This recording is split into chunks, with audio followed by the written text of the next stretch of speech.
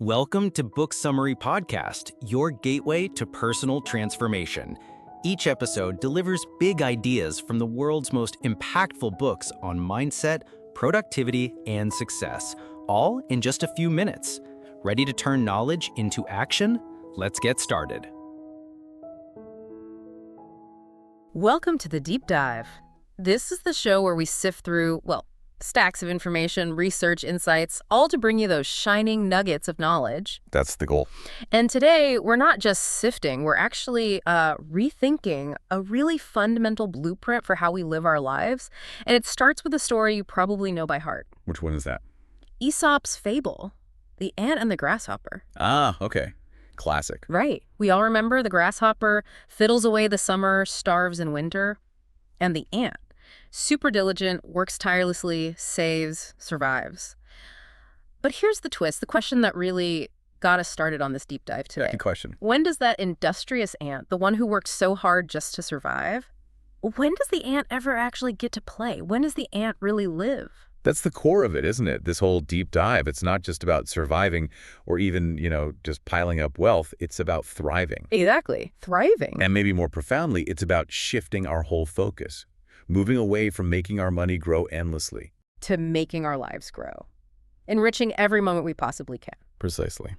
So our mission today is to really unpack the compelling, sometimes pretty radical ideas from Bill Perkins' book, Die with Zero. It's quite transformative. Really challenges conventional thinking. Totally. We're going to try and extract the most important insights, help you maybe dismantle and then rebuild some fundamental assumptions you might hold about how you live, earn, save, and most crucially, how you spend. Yeah, the spending part is key. Our goal is to explore actionable strategies, things that help you maximize those positive life experiences. And challenge that deeply ingrained wisdom, that traditional idea of just endless saving. Right. And ultimately, discover how to live a life with fewer regrets, maybe even regret-free, by optimizing your most precious resources. Yeah. And they're finite, right? Your time, your health, and your money. So by the end of this deep dive, you'll hopefully have a fresh perspective, a new way to look at balancing present enjoyment with future security. Making sure you don't leave valuable life experiences just sitting on the table, simply because you waited too long. Okay, let's unpack this then. Because Perkins' whole philosophy, it kicks off with a universal truth. It's undeniable, often uncomfortable. Which is? Our time here is finite, and our health, inevitably, it declines. That's the starting point. He's saying, before we even get to the money conversation, we absolutely have to acknowledge the fundamental human constraints we're all operating under. It's the elephant in the room, isn't it? Totally. The one most of us, despite knowing it's there, kind of ignore day to day. Perkins introduces this core premise pretty bluntly. He just states, everyone's health generally declines with time. No sugarcoating it. None. And sooner or later, we all die. So the real question, the profound one, is how do we make the absolute most of our finite time, especially as our physical abilities change? And what's fascinating is how he frames it. Perkins has an engineering background, right? Yeah, that's right. So he doesn't see this as some vague philosophical thing. He frames it as a practical optimization problem. Exactly. Like, how do you squeeze the most fulfillment, the maximum positive life experiences out of your limited resources, your time, your health, your money?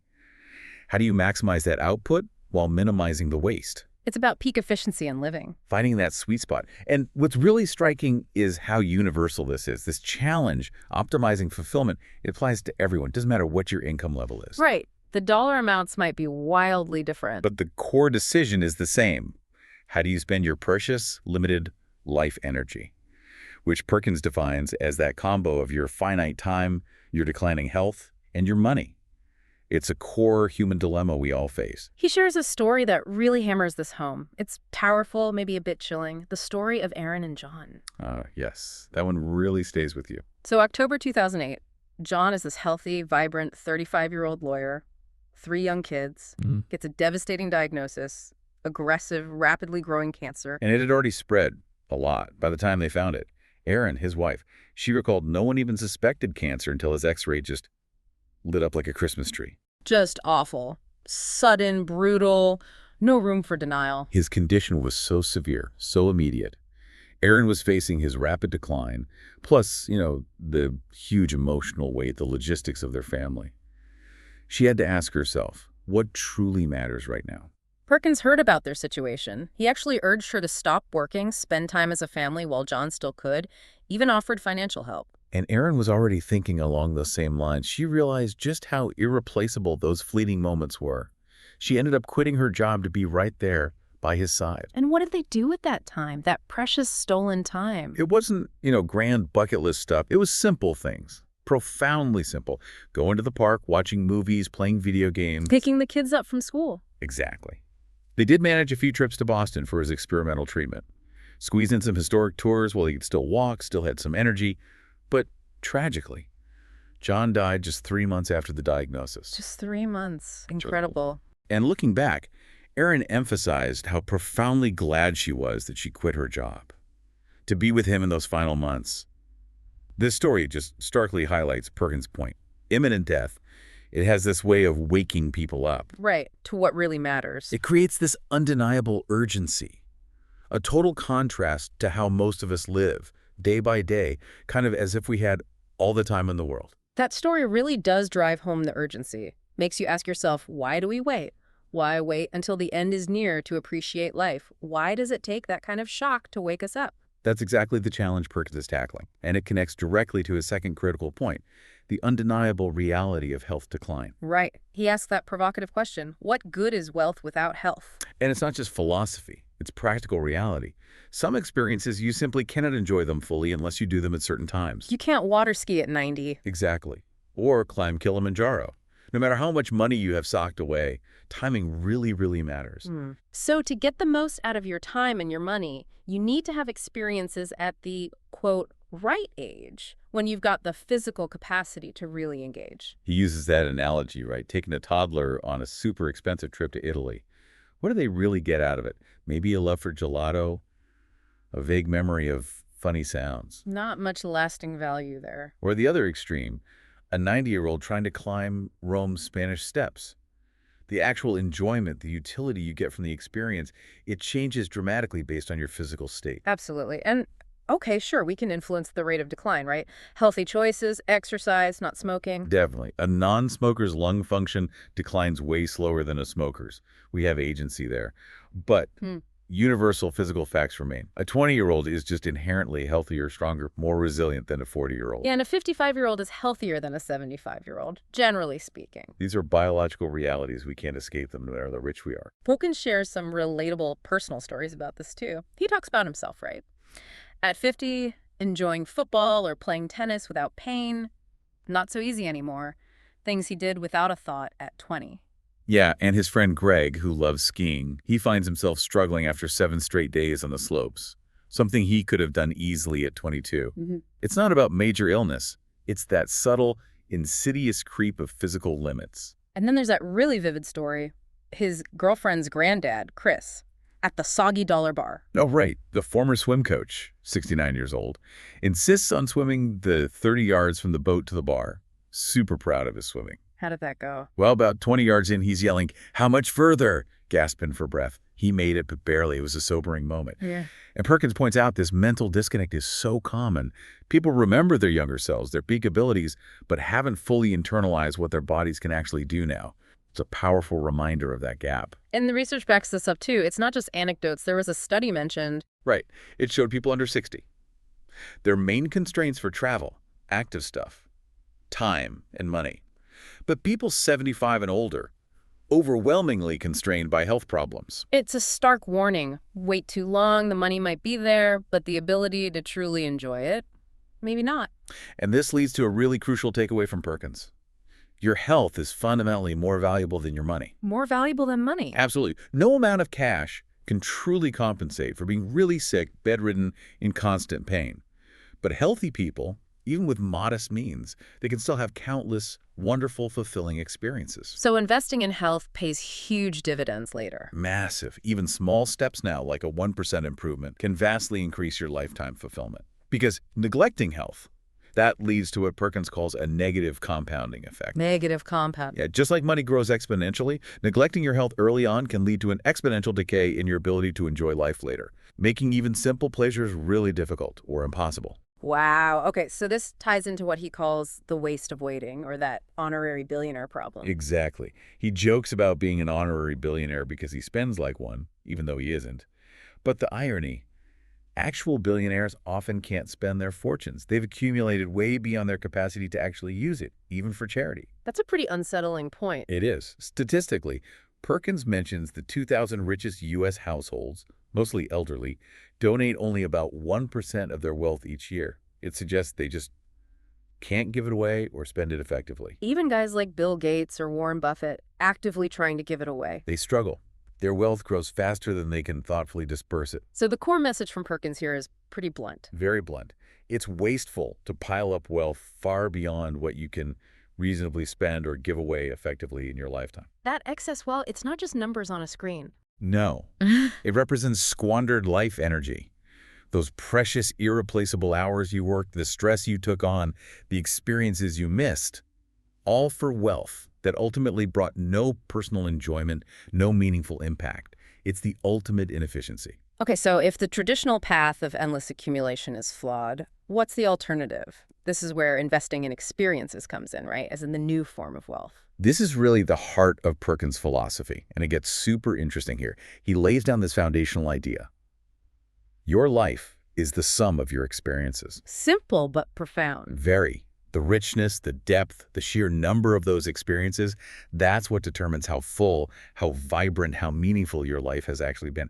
It's not the bank balance at the end, it's the collection of moments along the way. And this isn't just like a nice sentiment. There's actual psychology backing this up. Loads of it. Studies consistently show spending money on experiences makes us happier than spending on things. Why is that? Well, experiences are often social. They build memories. They become part of who we are, our identity.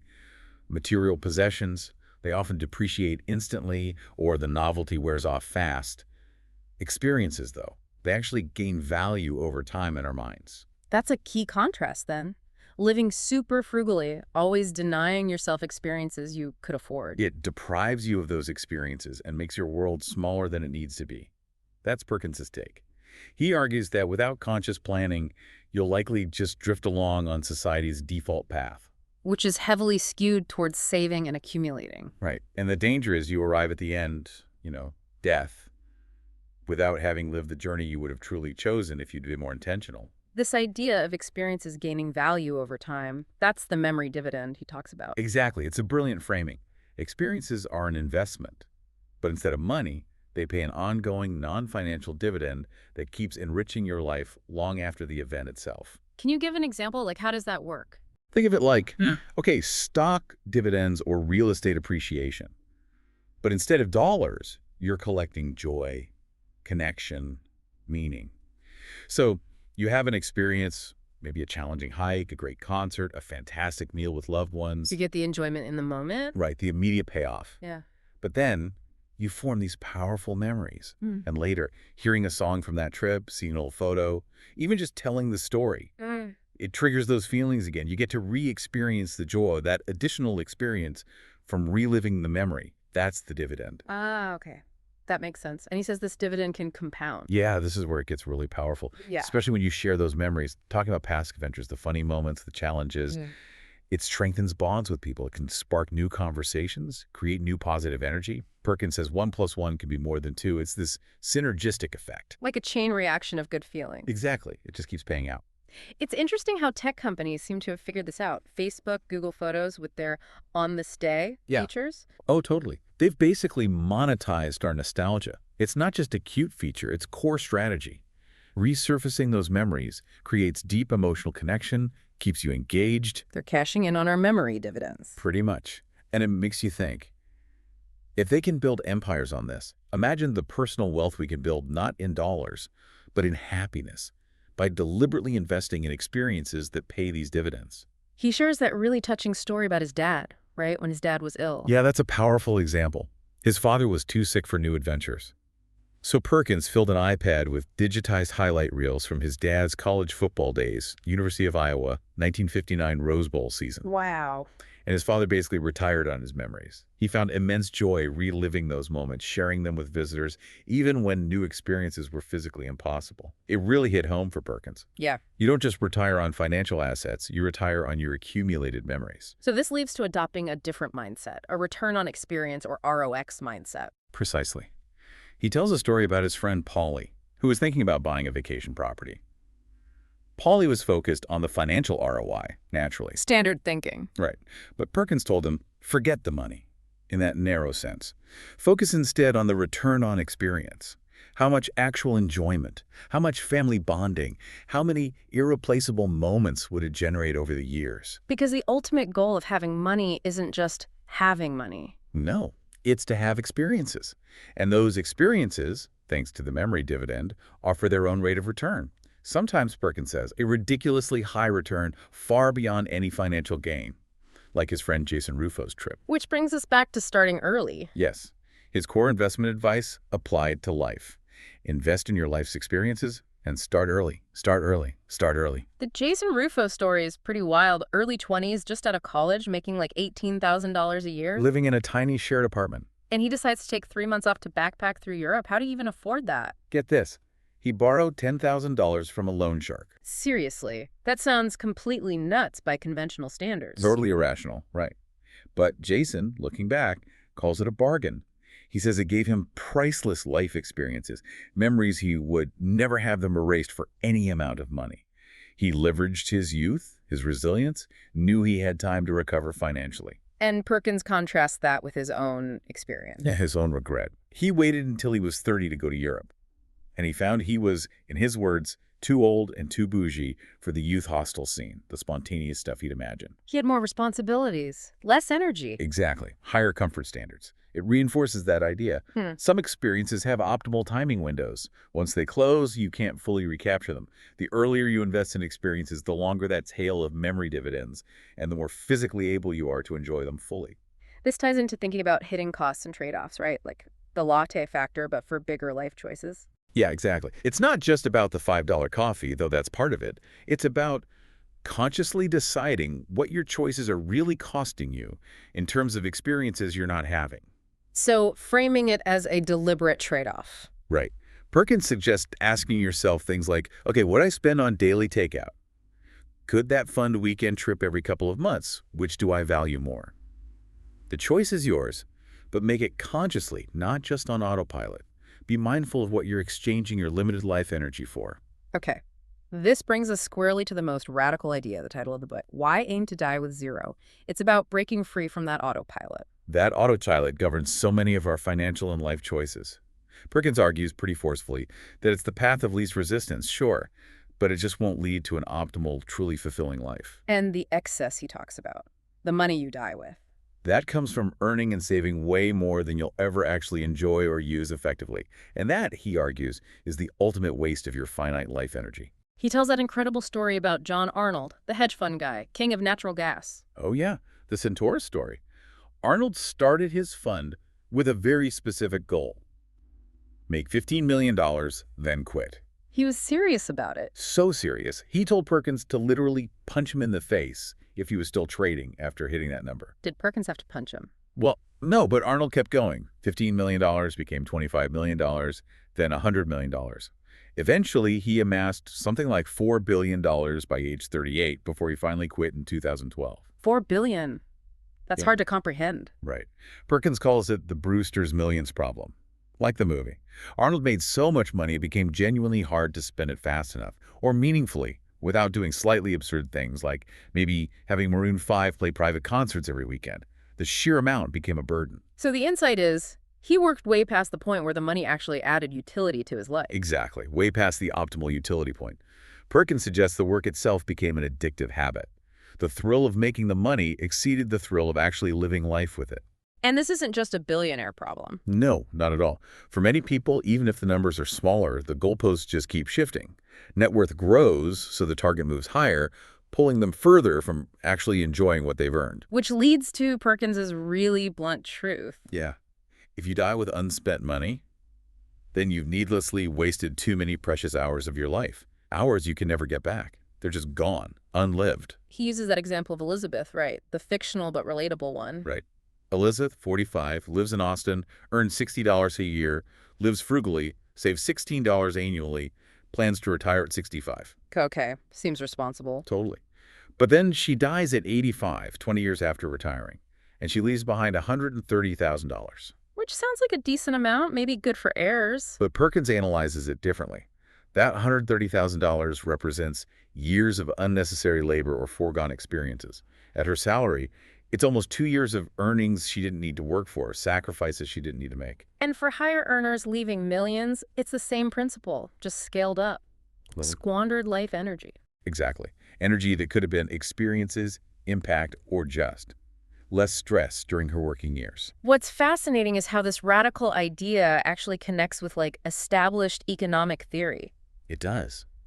Nobel laureate Franco Modigliani back in the 1950s proposed the life cycle hypothesis. What's that? Basically, he argued that rational individuals should plan for their wealth to decline gradually, hitting zero right around their date of death. The logic? If you knew exactly when you die, any money left over would represent missed opportunities for enjoyment earlier in life. It's a theoretical ideal matching Perkins' practical goal. Perfectly. And since we don't know the exact date, Modigliani suggested planning for the maximum realistic lifespan. Economists even have a term for why people don't do this: teach an old household new rules, meaning it's really hard to change ingrained saving habits. So why do people oversave, from an economist's view? Two main reasons usually cited: precautionary savings, that deep fear of running out of money, unexpected medical bills, things like that. Well, what if fear? Right. And the second is the bequest motive, the desire to leave money for kids or heirs. The what about the kids question. And Perkins definitely tackles that fear factor. He acknowledges the anxieties are real for some. Yeah, he gets that people struggling to make ends meet, or maybe people who are genuinely reckless spenders, have rational fears. But he draws a line. He says the book is mainly for those with ample resources who still save too much, driven by an almost irrational fear of poverty that doesn't match their reality. Like his grandma again, the $10,000 gift story. Exactly. Given $10K, couldn't bring herself to spend it, bought a $50 sweater, the rest just sat there. Her plastic-covered furniture, never used, ever enjoyed. It symbolizes that senselessness of indefinitely delayed gratification. Money held on to beyond its useful purpose, just out of habit and fear. He makes a really counterintuitive point about catastrophic medical expenses, too. Yeah, this one's provocative.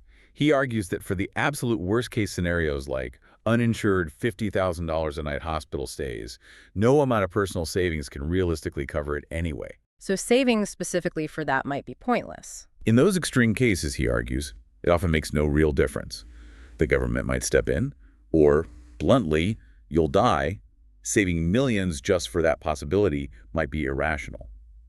He suggests long-term care insurance is a much more targeted, often cheaper solution for the risk of prolonged care costs without needing to hoard massive unspent savings. And the data seems to back up the oversaving trend. It does. Federal Reserve data shows median net worth keeps rising for Americans well into their mid-70s, like $264,800 median for the 75-plus group. It indicates millions are on track for their money to outlive them. Even though expenses usually decline with age, even with healthcare costs. Yeah, even factoring that in, it paints a picture of a society oversaving, often unnecessarily, largely driven by that fear. Okay, so if dying with exactly zero is the goal, but you don't know your death date, how do you actually aim for that? Perkins admits hitting zero exactly is impossible. But getting close is the aim.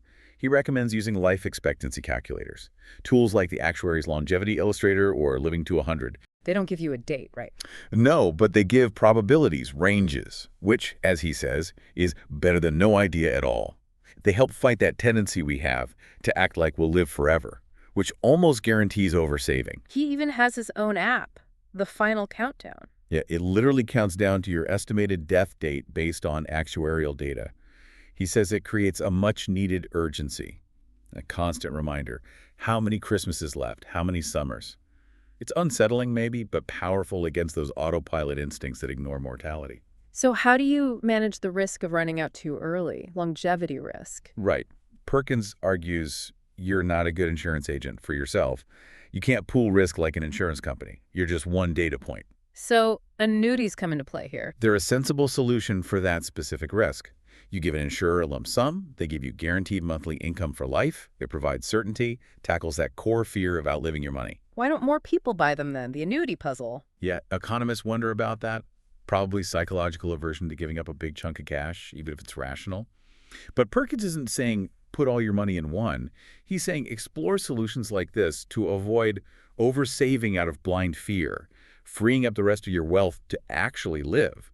Make informed choices. Okay, this flows right into the biggest objection people have. What about the kids? What about leaving a legacy? Yeah, this is the big one. Yeah. And it often comes with that moralizing, self-sacrificial tone, as Perkins puts it, implying die with zero is selfish. How does he respond? Pretty bluntly, he basically says if you claim you're putting kids first but haven't actually planned deliberate giving, set up trusts, thought about timing, then you're full of BS. Whose point, dead people can't give money away. Real generosity happens while you're alive. The die with zero plan includes kids. It just means giving them their allocated share before you die, making it their money to use optimally. So the problem with traditional inheritances, They leave too much to chance. Life is unpredictable. Money often arrives too late for it to have maximum impact on the recipient's quality of life. It lands when it might be least useful. he cites data showing the peak age people inherit is around 60. Yeah, Federal Reserve data, meaning many inherit well past their prime earning years, past the time when a lump sum could have really changed things, funded education, bought a first home, supported young kids. He calls it the 3 Rs. Right. Giving random amounts of money at a random time to random people. How is that randomness truly caring or strategic, he asks. He tells that story of Virginia Collin to illustrate this. A really powerful one. She struggled at the edge of poverty, raising 4 kids on low wages. Then inherits $130,000 at age 49 after her mom dies. Helpful, sure, But but she profoundly notes it would have been a lot more valuable a lot earlier. Her parents, like so many, just waited until they died, missing the chance to help her during her most challenging years. so this leads to his idea of optimal timing for giving. Waiting till death is suboptimal. Definitely. And while kids might be too young to handle wealth, the idea that later is better for inheritance is also just false. Because a person's ability to get real enjoyment or utility from money declines with age, just like for yourself. Exactly. The peak utility for a gift for your child happens when they're young enough to really leverage it for education, a down payment, starting a business, key life experiences, but old enough to manage it responsibly. He did that Twitter poll, right? Asking the ideal age to inherit. Yeah, informal but revealing. Over half of 3,500 plus voters chose 26-35. Their reasons: time value of money, maturity, still having health and energy to use it well. Totally contrasts with the average inheritance age of 60. And Perkins practices this himself. He does. Funding 529s for his younger daughters, trusts set up. His older stepson, 29, already got 90% of his inheritance for a house down payment. He's not waiting till the guy's 65 for the rest, because why would you? Beyond money, though, he argues the real inheritance is something else. Yes. Memories and shared experiences. He firmly believes your real legacy for your kids consists of the experiences you've shared, especially when they're growing up. The lessons and other memories you've imparted to them. That's the stuff that lasts. He mentions that song Cats in the Cradle. Oh, heartbreaking. Harry Chapin. The dad who's always too busy for his son, then the son grows up the same way. Perkins uses it to highlight. You can't delay experiences with your kids indefinitely. Those windows close, playing catch, reading stories, just being there. And the trade-off calculation is powerful once basic needs are met. Earning more money by working more hours might actually deplete your kids' real inheritance, your time, your presence, shared memories. Is that extra income worth missing their childhood? That time is like water in a desert, he says, immensely valuable when scarce. This timing principle also applies to charity, right? Charity can't wait. Absolutely. Same logic. Whether the money or time you're giving is to children, to charity, or to yourself, the key concept is the same. There is an optimal time, and it is never when you're dead. He critiques that story of Sylvia Bloom, the legal secretary who secretly saved millions. Yeah, Sylvia Bloom, 96 years old, amassed $8.2 million, donated it all when she died. Seems selfless, right? But Perkins calls it terrible inefficiency. Why inefficient? His argument, you can't be generous when you're dead. Generosity requires conscious choice while alive. Money transferred at death.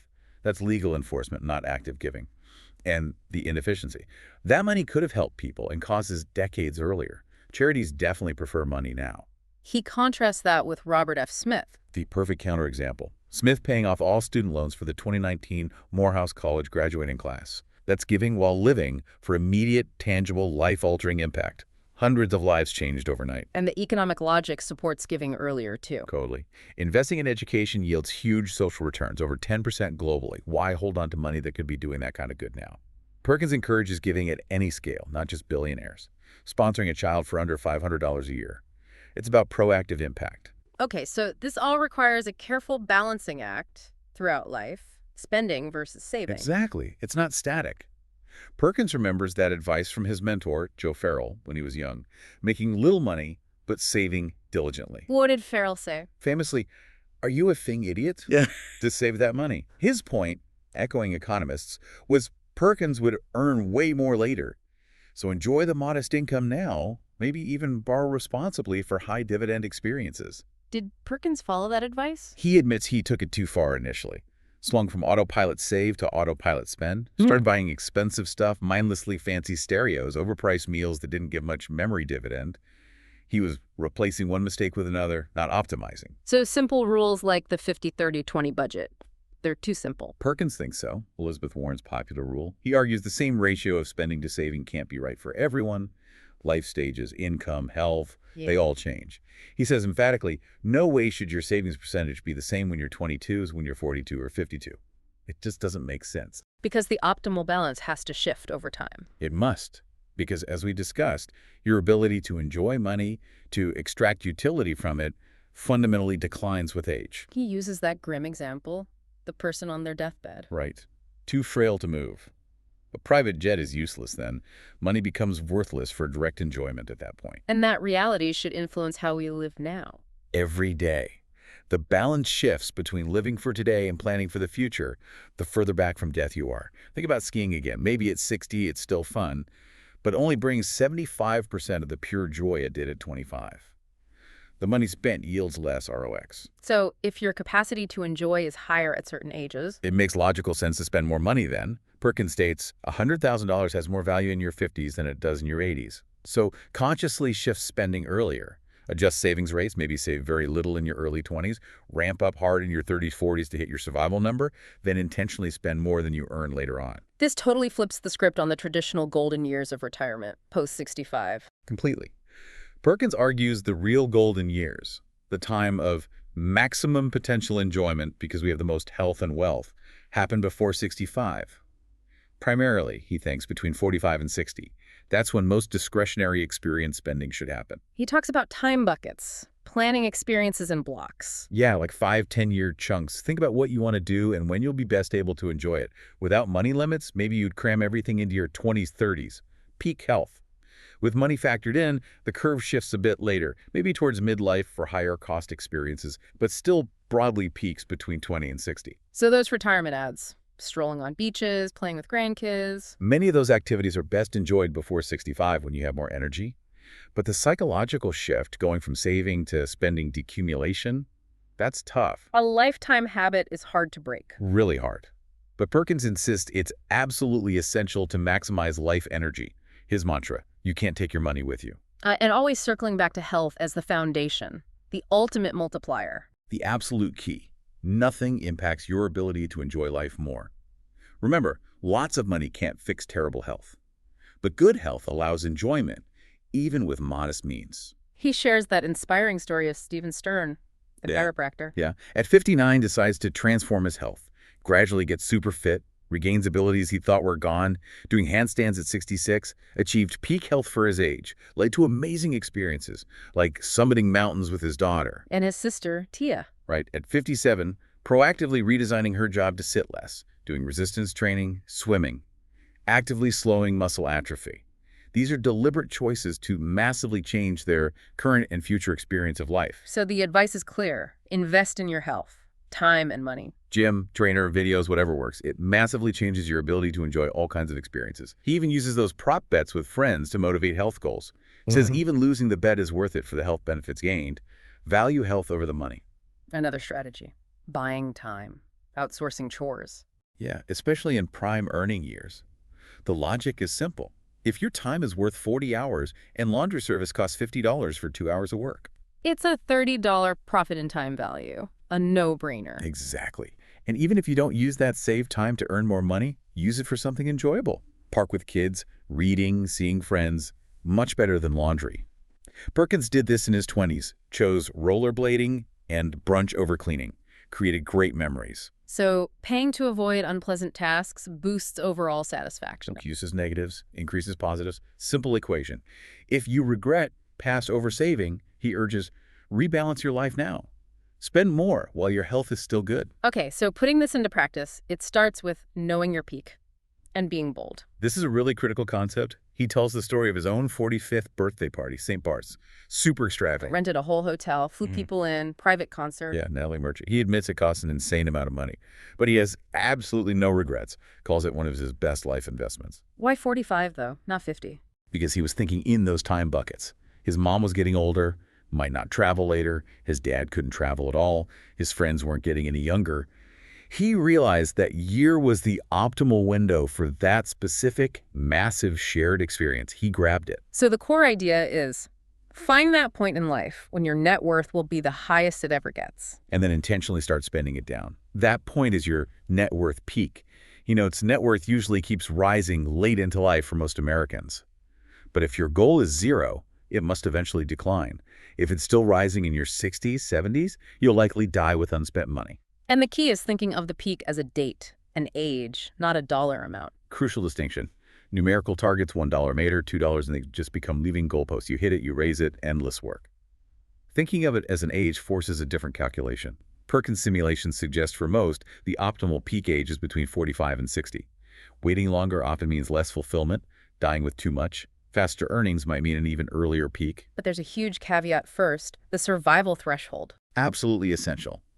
Before aggressive spending, you must ensure you've saved enough for bare minimum survival for the rest of your estimated life. How do you figure that out? Roughly, estimate annual survival costs times years left.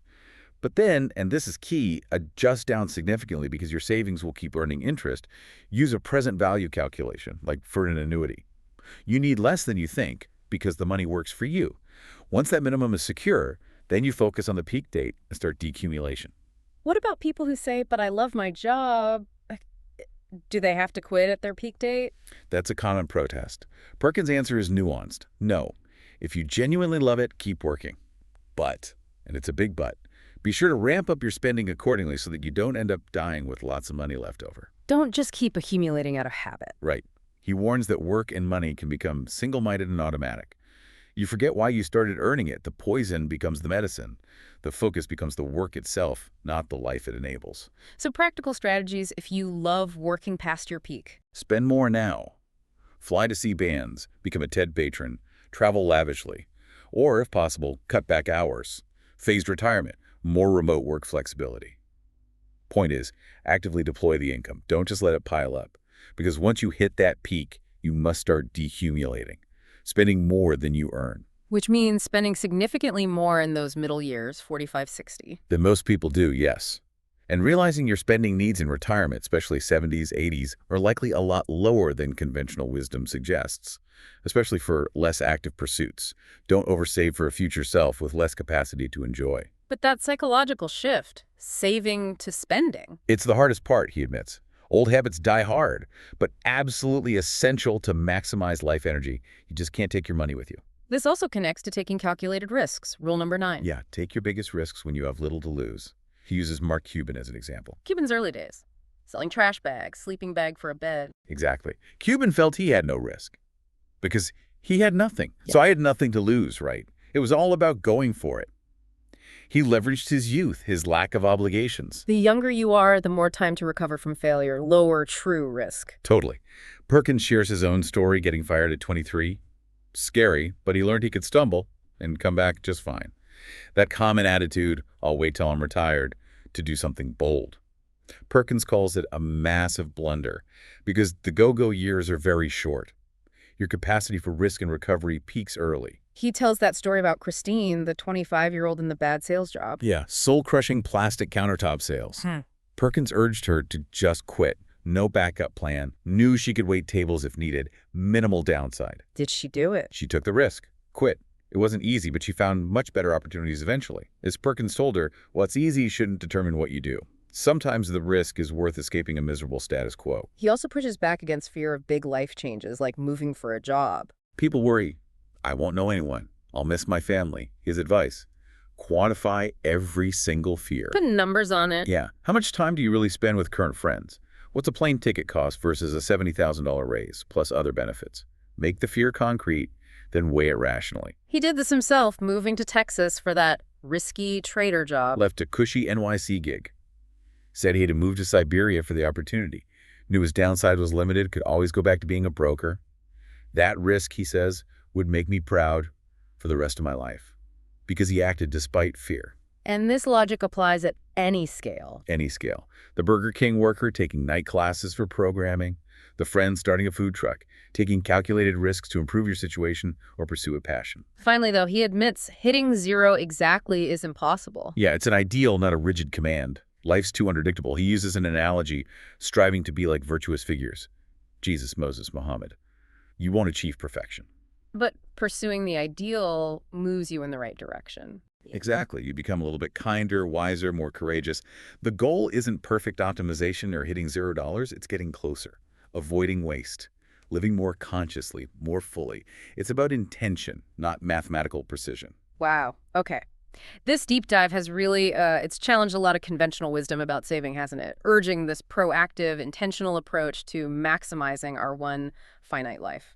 Absolutely. The key takeaways seem to be, health is the ultimate multiplier for enjoyment. Experiences pay those lasting, compounding memory dividends. And giving to loved ones, to causes, has the most impact while you're alive. Right. It's not about being reckless. It's about making deliberate choices. When to earn, when to spend, and crucially, when to take those calculated risks that really open up life's possibilities. So here's maybe a provocative thought for you, the listener, to take away from all this. You've now got this framework, thinking about life in time buckets, identifying your potential net worth peak. What is one experience, just one, that you've been delaying, putting off for some vague later, an experience you now realize might have an optimal window that's closing faster than you thought? And can you try to quantify the cost of not having that experience now? Not in dollars, but in foregone memories, in the declining capacity to fully savor it. Consider this final thought. Maybe the biggest fear isn't actually running out of money. Maybe it's running out of time and running out of health before you've truly lived the life you imagined. What one small, deliberate step will you take this week to start living just a little bit more fully? Thanks for tuning in to the Book Summary Podcast. If you found value in today's episode, hit that like button, subscribe for more summaries, and share it with someone who's ready to grow. Want deeper insights, exclusive book notes, and reading tips? Join our free newsletter. The link's in the description. And don't forget, if you'd like to read the full book, our affiliate link is right below. It helps support the channel and keeps the summaries coming. Until next time, keep reading, keep growing.